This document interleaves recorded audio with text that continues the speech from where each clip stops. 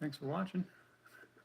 I know we only got one person watching so far. I want to announce this on Twitter real quick.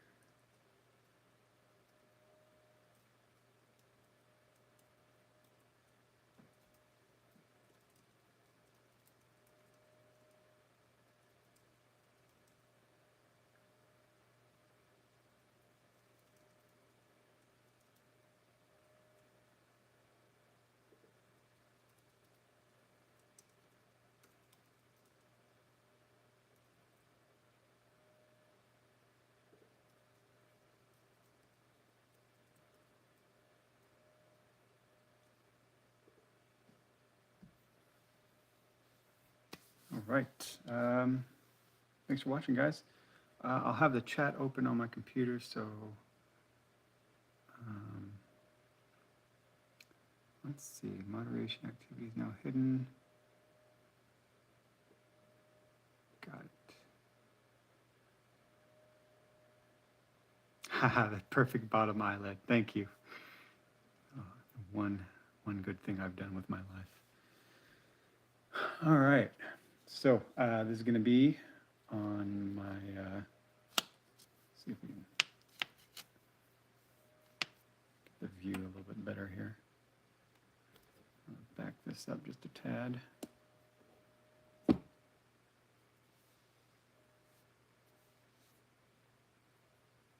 right, so this is going to be on a print.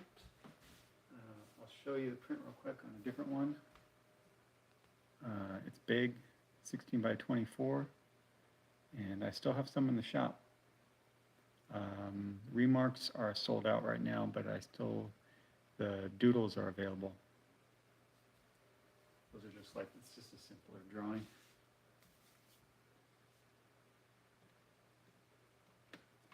And I am also out of the Modern Masters, but I've got some more coming in pretty soon. I think they're already on their way.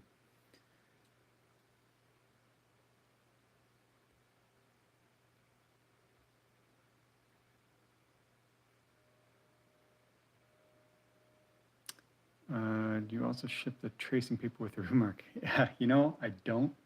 I've been saving them. I don't know what I'm going to do with them, but I'll probably, I don't know if I'm going to sell them. Probably just going to end up giving them away at some point. I think on a couple of them I did send them.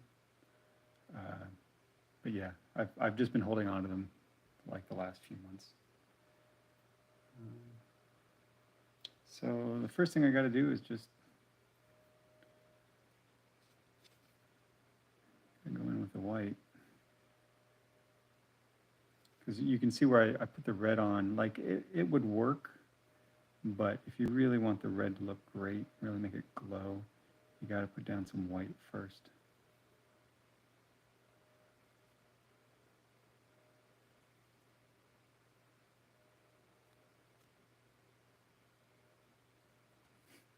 I probably should have just done this first because this is not going to be that much fun to watch.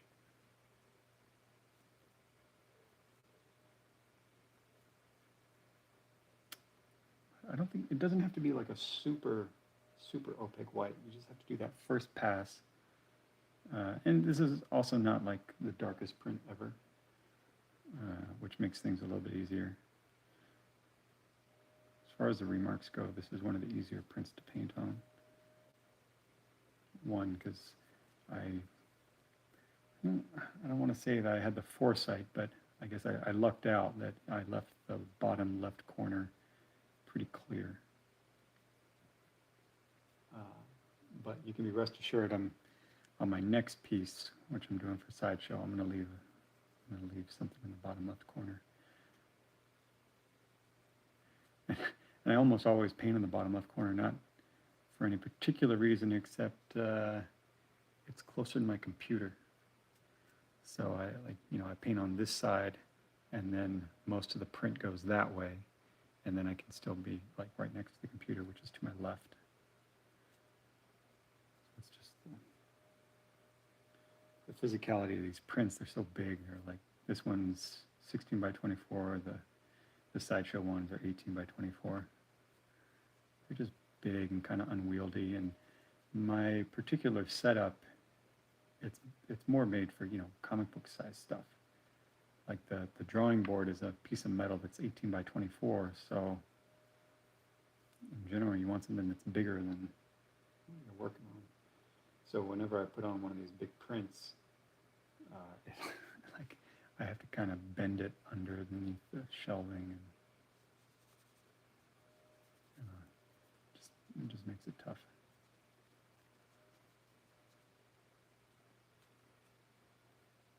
Now I'm putting down the white. I'm trying not to make it too wet because it will buckle the paper.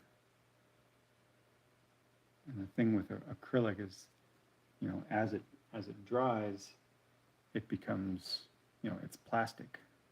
So if the paper is buckled, then it'll seal that buckle, that bend into the paper as it dries. So I try and keep it pretty thin, and it becomes, one with the paper essentially. That's how I paint most of the time. Like most of the paint that I put down, it becomes part of the paper. And then only when I know exactly what I'm going to do I do like really thick passes of paint.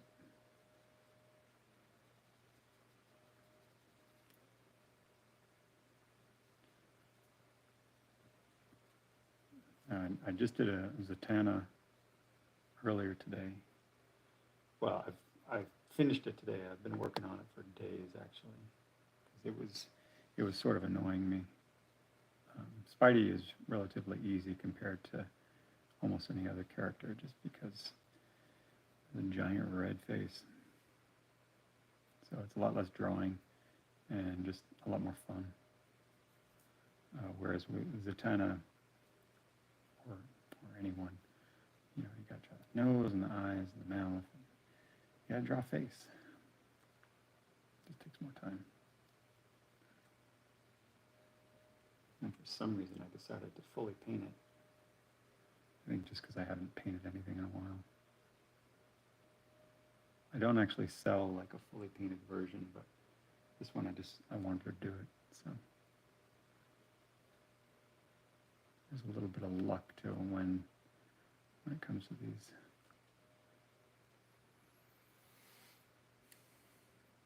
Oh, hey, Michael. Sorry, I'm like looking in every once in a while.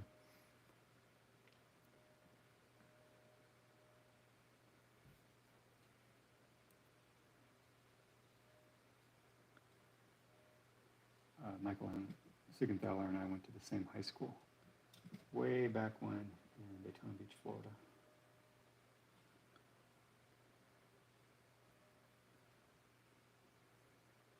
All right, so just give you a peek as to what my palette looks like. This is my cheap and fast palette. So it's just microfiber, just fabric, paper towel underneath that, and then on top the backing paper from my shipping labels, which actually works pretty well as palette paper, and it's a whole lot cheaper. And it's real, as you can see, it's real small, but it keeps all the acrylic paint wet. And then I usually just do a dab of water in the middle, and that's, it's less of a thing than, I still have a cup of water to like rinse out my brush, but if I need to add water to the paint as I'm painting, that's what this little dot of water is for. Just kind of grab a little bit in the brush, and then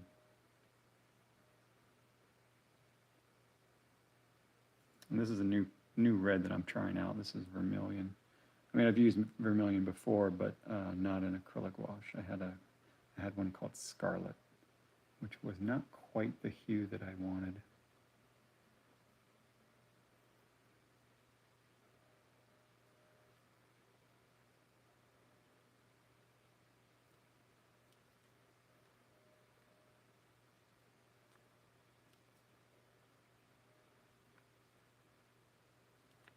So acrylic wash, it's pretty opaque.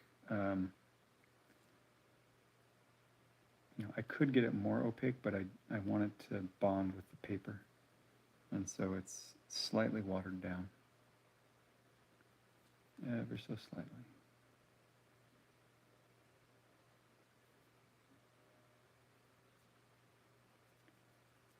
the shadow color, I'll do red. I'll do the vermilion like a little bit, and then some wine red, and then add some sepia to it.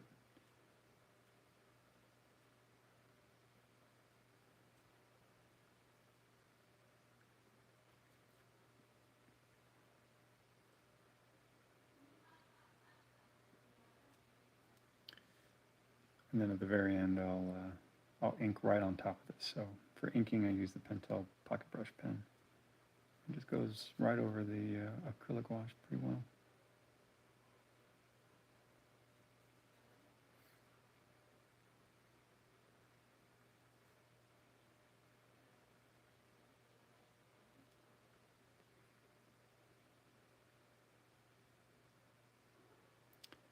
How do you manage to color this? I mean, you begin with orange and white, but not red. Yeah, just, the white. When you're painting, you have to think about it like a painting is a two-dimensional thing, but it does have some structure to it. And so you have to kind of think in 3 dimensions. The red paint will form a film, and that film is semi-opaque. It's not perfectly opaque. And so it kind of acts as almost like a stained glass. And the brighter the surface behind it, the more saturated your red's going to be. Furthermore, there's a couple terms in painting called mass tone versus undertone. And your undertone, your mass tone is when you just plop paint on the surface very thickly and let it dry, and that's the color of the actual paint. Like if you let a tube of paint dry and then cut it open, that's what the mass tone is. Whereas the undertone is what happens when you spread it out. And so if you notice on my little testing strip right here, this is, you get a really nice, most of your like saturated tones, like your really nice colors, are going to be your undertones, as opposed to, I'll take the exact same paint and I'll just plop it there. So it looks pretty red there, but because this is acrylic wash and it dries to a matte finish, that red is going to get a little more dull, a little more chalky. And so with acrylic, you don't have that problem because when it dries, it's still sort of shiny. But I like acrylic wash for a couple reasons. And one, it pairs well with gouache. The results aren't always super predictable. I'll let this dry and then I'll show you guys. It doesn't, the dried state is not exactly the same as the wet state, but it's close enough that you can work with it.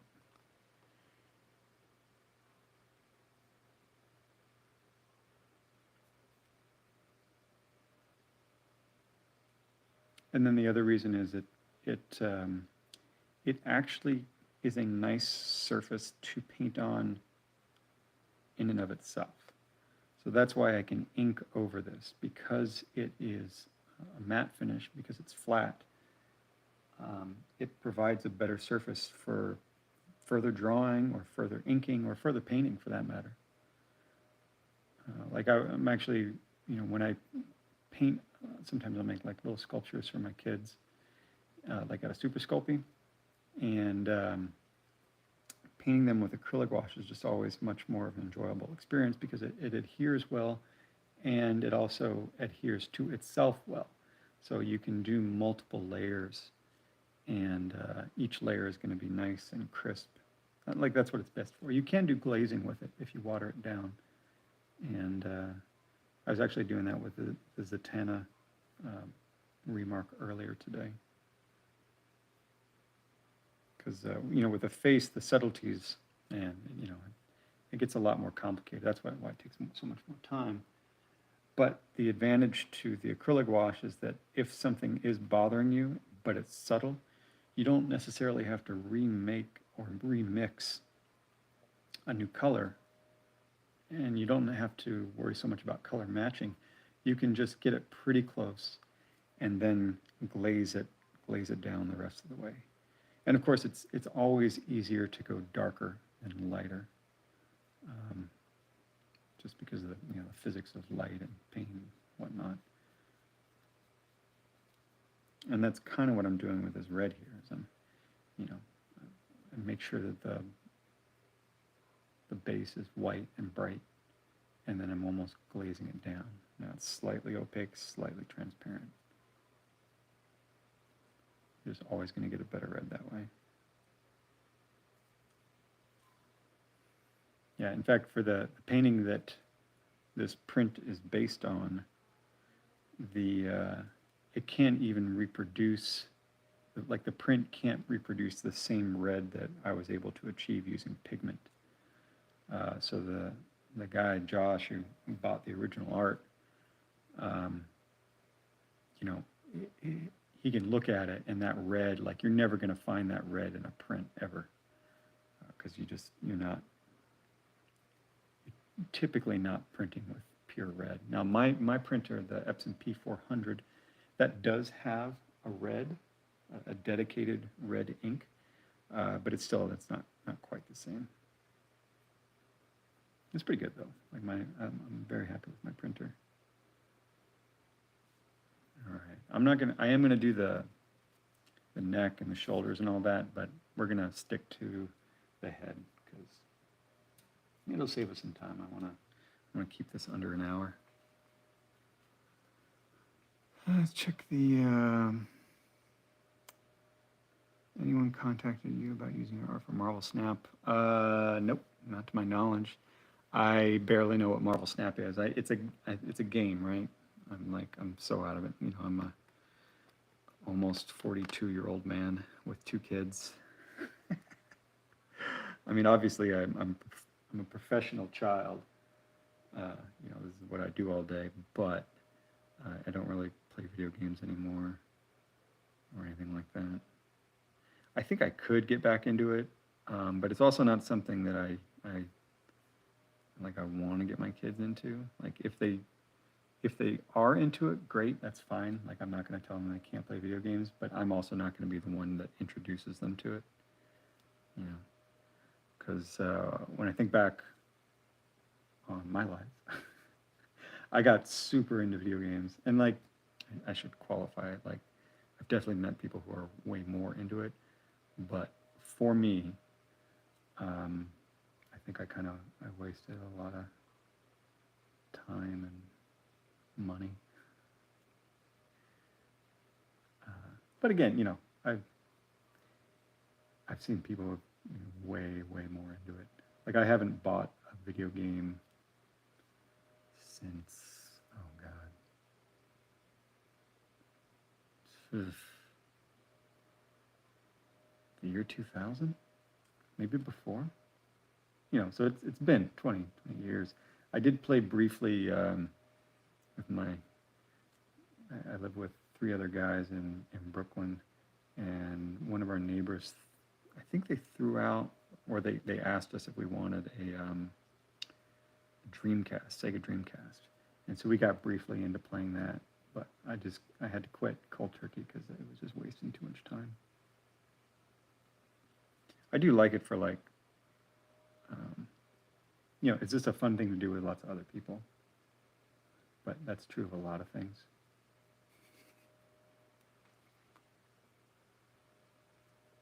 Mobile card game. Yeah. Mobile cards as in like it's on your phone? You can tell how out of it I am.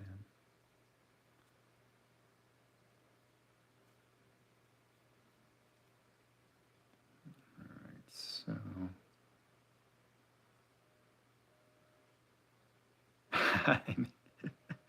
yeah, some people are super into them. I like I said, I could be if I tried, but at this point, I'm just so behind. What's funny is we are watching The Last of Us, and it's like one of those cultural phenomena.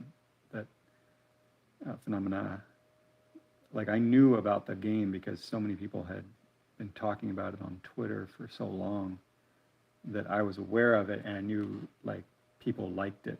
So I was willing to give the show a chance. And so my wife and I have been enjoying that. And I've, never played the game in my life, which is kind of funny.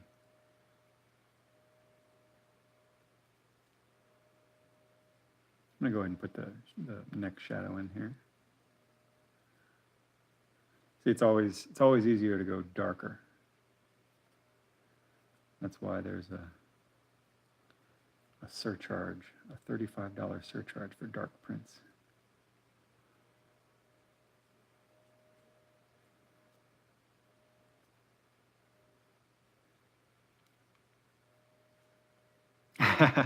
Yeah, it does look like Red Hood.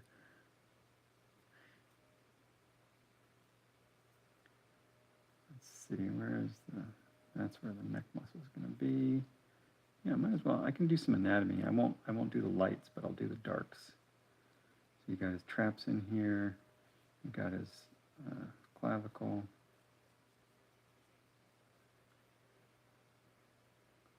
I was just talking to somebody who has a titanium clavicle from a bike accident.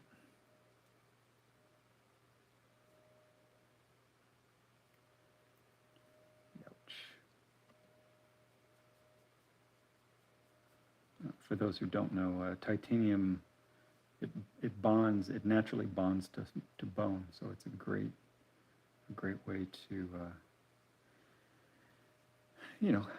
strengthen your endoskeleton if you're so inclined. Helps also to have a mutant healing factor, but we're not there yet. Actually, I do have a mutant healing factor. I poked my finger last night, pretty good, because I was being super dumb. I was repairing my daughter's backpack. I was sewing it back together, and I slipped, and like if I had been using a thimble, it would have been great, because it wasn't the sharp end that poked me, it was the non-sharp end, which is, still pretty sharp. But, man, that hurt. But it was just so tough because it was a backpack, and it was like on the seam, and it's really thick fabric, and it was like a double seam, like, so it was just tough to get through, and then my hand slipped, like that was that. Oh well. Not so bad that I can't paint, so that's good. All right, that is good enough for the red. What are those lines behind? Frame?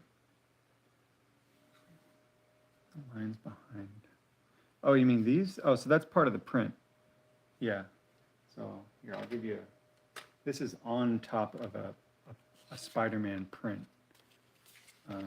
Yeah, out of context, it's pretty difficult to see. I'll show you a fresh one. So this is, make sure I don't get any paint on it. This is what the actual print looks like. It's printed on nice thick paper, and then there's a background. Now the background was actually all done in Photoshop separately. So the original art, this part, Spidey, is painted in gouache, and someone bought that original art, but then the background was done completely digitally because it was done for Marvel licensing. And they usually, they like to have things separate so they can pop it off and use it for a bunch of different things. And I don't think I have a version. Do I have it? They sent me one. It got used as a cover, but I do not see it. Yeah. So, anyways, you'll just have to believe me. All right. So, where was I? I'm going to give my palette a little spritz, just to make sure everything stays wet. And then I will use the Filbert Golden Natural. We're going to do that other eye. So I'm going to use a little bit of white, a little bit of ash blue, maybe a tiny bit of black, and just to get a nice gray. You know, it'll still read as white, but it'll look like it's in shadow. A little too wet.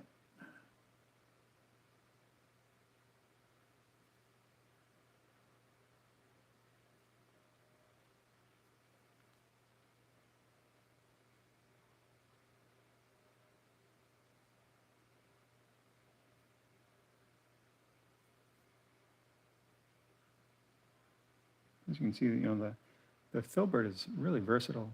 You know, you can get a knife edge on it, just depending on how you're using it, how you're holding it. And you can get a sharp edge, or you can get a nice blend. So it's great for this kind of like detail work, where it's like, I just want to use one brush.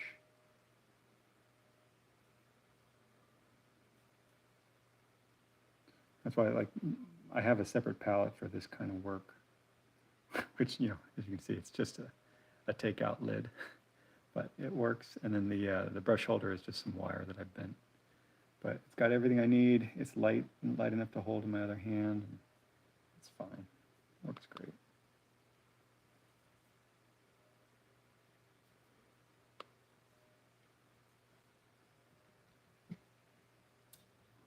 All right. So I don't know. I guess I could do the webbing.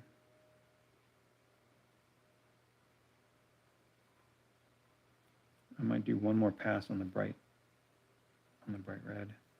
The other thing is, I don't know if you guys have any interest.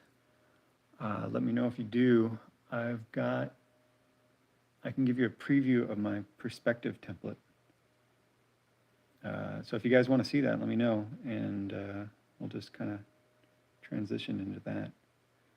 You know, it's a Photoshop template that I've been using for over a decade now, and I'm trying to formalize it so that I can sell it on Gumroad. You know, I know I'm not going to make a killing, but I put a lot of work into it, so I'd like to get something out of it.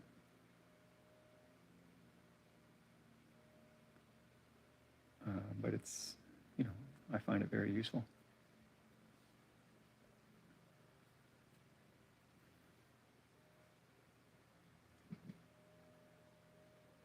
Yeah, all right.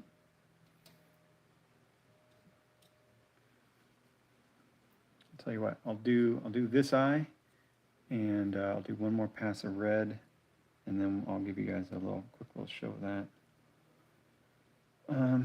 So on the eyes, I like to do a little bit of gray. So it's mostly black, but then at the bottom I usually do a highlight. I'm going to do things backwards here, and I'm going to do the light highlight first, but it's going to look dark.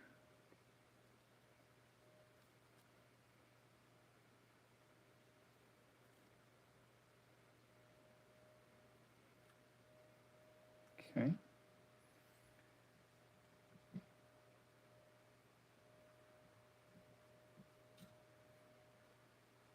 So I'm not going to finish this whole thing. I kind of do these as I go, kind of informal, in case you guys haven't noticed. So this the Pentel pocket brush.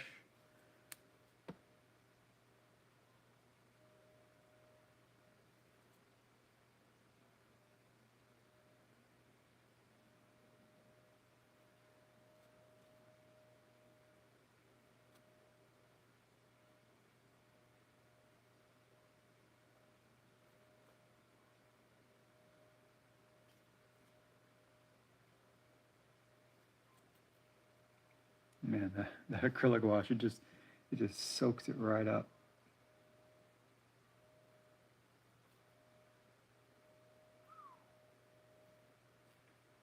Yeah, you almost have to do 2 passes because, you know, it looks super dark on white paper, but compared to everything else, it's not that black.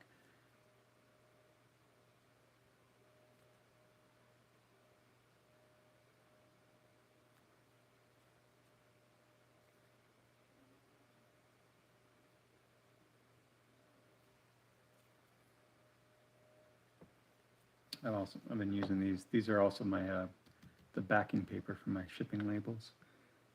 I just have a stack of them. They're great for kind of protecting the artwork.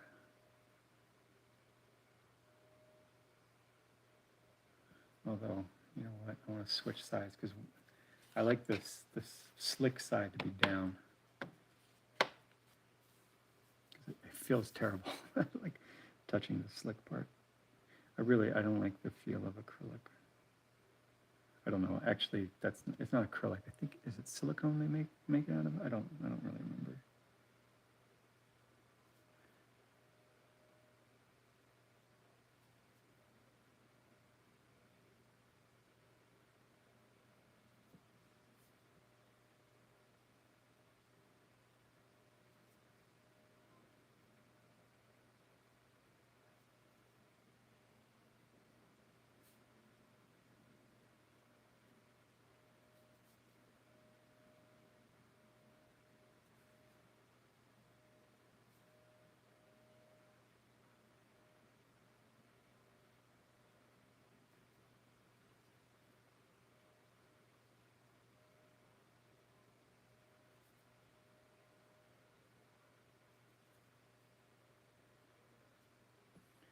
All right, do one more hit of the red, and then I'll show you guys my perspective template.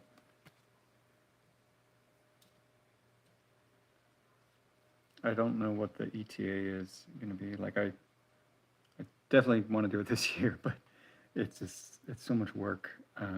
Like it's done, but I have to like formalize everything, and I have to write instructions and do videos. And I think what I'm going to do is maybe something like this, where I can like live stream the videos.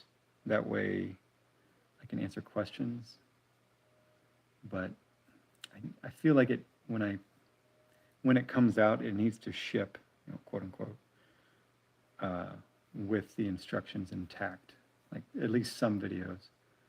And then I'll do like supplementary videos that are live streams, because I know people are going to have questions. That's actually what's been holding me back all these years. It's not the thing isn't finished, it's that I don't really have the time to, you know, troubleshoot stuff for people. Although I usually end up doing that anyway.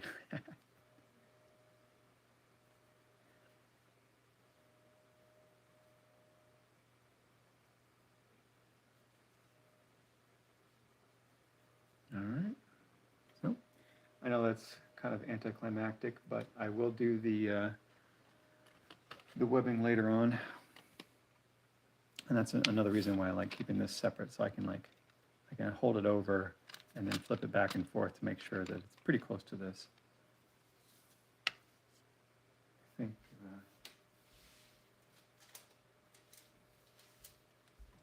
yeah, here's the Zatanna one from earlier today.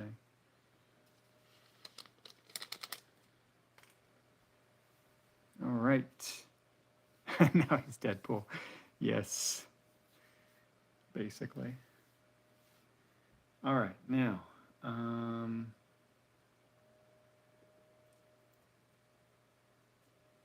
you're going to see my screen when let me see if I can just, you guys can start to see my studio. That's my new blog.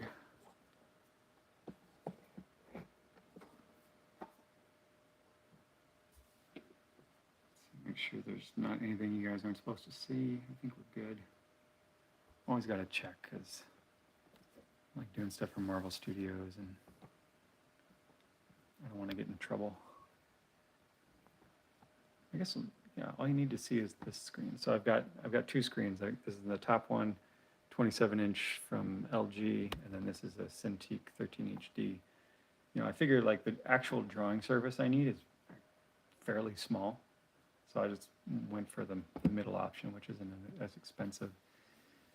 And then, you know, for $500 you can get a big, decent screen, which is a lot cheaper than paying $3,000 for one you can draw on. some water.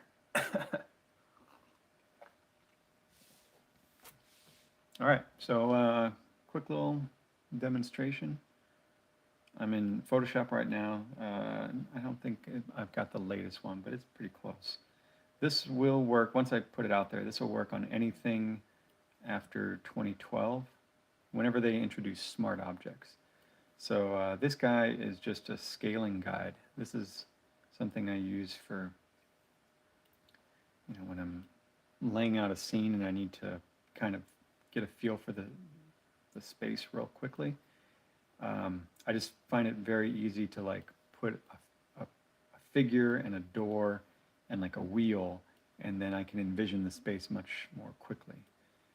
So this is what'll come with it. I still have to do the seated figure here, but I've been working on this all week, and it's like these aren't, you can't use these. They're not like high res enough to be part of your drawing, but it's just to give you a guide of like how high is railing, how high is a bar, how big is a wine glass or a broken phone, or any of this kind of stuff. Kitchen cabinet, stools, like all that kind of stuff.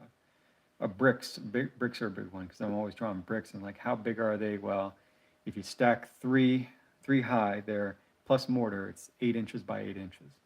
And then concrete blocks conveniently are 16 by 16 when you stack them. So yeah, that's just kind of something it's sort of an added bonus.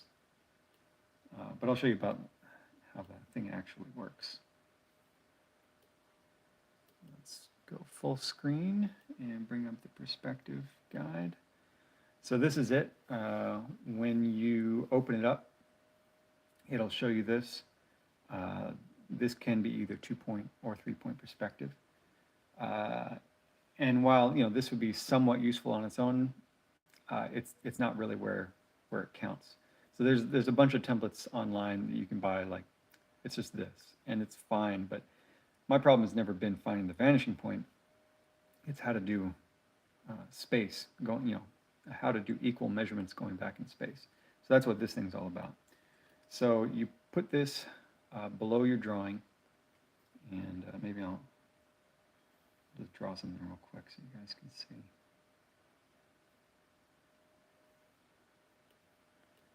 So let's see, you've got your horizon line, and you want to do a building like this.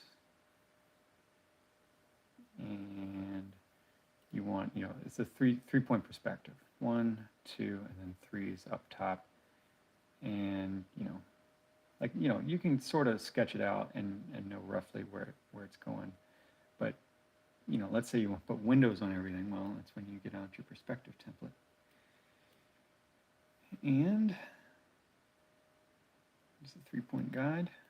Hit Command T. You line up the horizon first. And then you drag this out until it matches. And then you drag this out till it matches. And then you pull these guys in until they're good. And it can be perfect, just depends on what you're going for. But like for me, this is close enough, and it usually includes some fudging either way. And you can still adjust things as necessary. And then hit return. But you're not done yet. Then you open up this one. It's a different folder. And you hit Command Shift T, which is transform again. It takes a while, but it puts everything into perfect perspective. So if you look at this, these are smart objects. And when you transform these, they stay in perspective as long as you know what you're doing. And then this plane will also stay in perspective with a couple of caveats. If you go too close to the horizon line, things get wonky. But that's to be expected. That's just a real quick way to map things out. And then the further trick is you can open up that smart object and you can change up what the pattern looks like. You could even do this if you wanted. So now you've got a pattern in perspective. And of course you can do it anything you want. You can do buildings, you can do windows, you can do fences, just whatever it is that you need. And then it all just kind of stays there, good to go.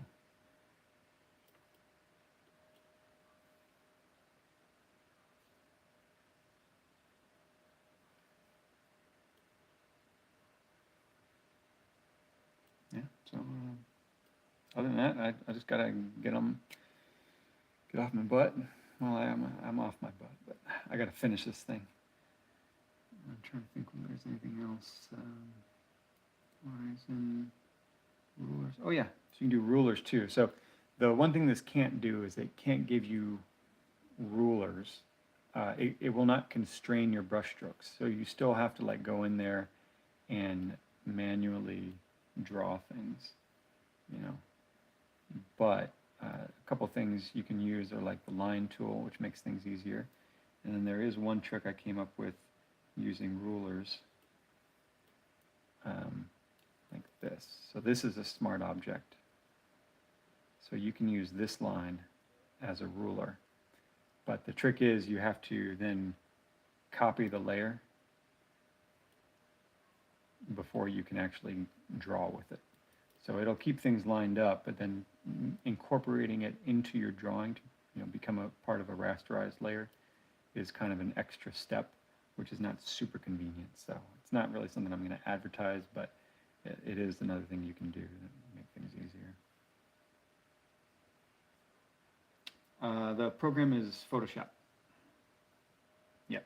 So yeah, I mean that's kind of the annoying thing. Like Clip Studio has had something like this, or it's actually better than this, for as long as it's been around. But Photoshop has always, Adobe we're not their main clientele, like illustrators and people who draw. And so there's just never been a good perspective tool. Like other people have made one, like plugins and whatnot, and certain templates and everything, but it's never been part of it. So, but I needed to draw in it, and so I kind of came up with this over the last 10 years, once I realized that smart objects could be used as a kind of a 2D way to get at 3D, if that makes any sense. But, oh yeah, and the last thing, before I go, I'll show you one cool trick. All right. So this is what you do with the scaling guide. All right.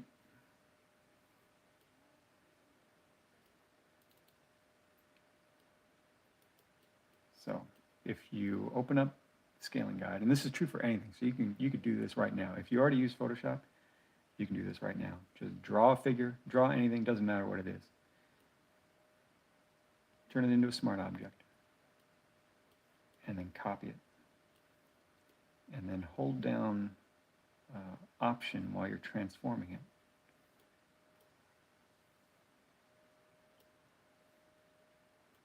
And wherever Option is, wherever the reference point is, that's this guy right here. Pretend like that's your horizon line.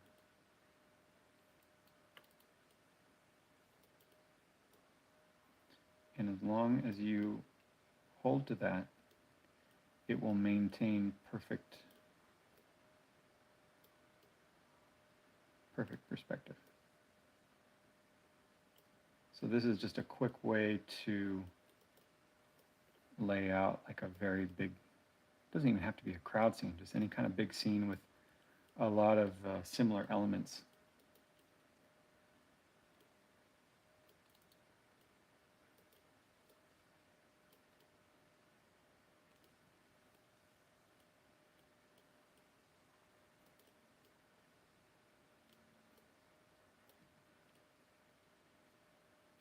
And so, all these people are in the same in the same space, and the horizon line is in the same spot.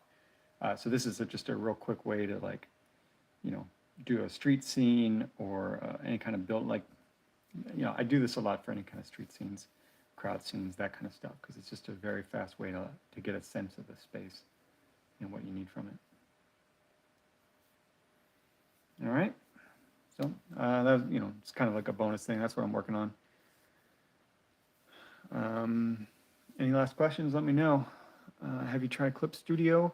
I have. I kind of, you know, it's one of the sunk costs things. Like I actually tried to make the switch back in 2015, but I was just so used to Photoshop.